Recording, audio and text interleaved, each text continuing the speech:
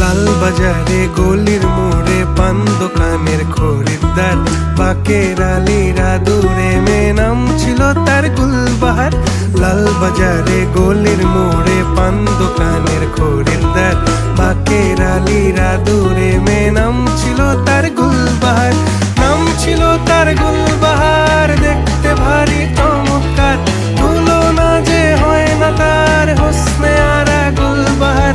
বাকের আলীরা দূরে মেয়ে নাম ছিল তার